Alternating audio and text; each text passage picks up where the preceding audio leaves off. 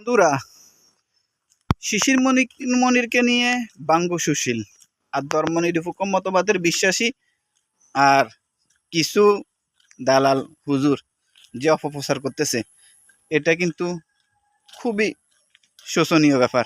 শিশির মনির যেটা বুঝাতে চাইছে, তাদের যদি কৌশল থাকতো, তাদের জ্ঞান থাকতো, তাহলে একটা বোঝা যায়। শিশির মনির যে কথাটা বুঝাতে চাইছে যে আমরা মুসলমান, আমাদের রোজা, আর আপনারা হিন্দু, আপনাদের পূজা।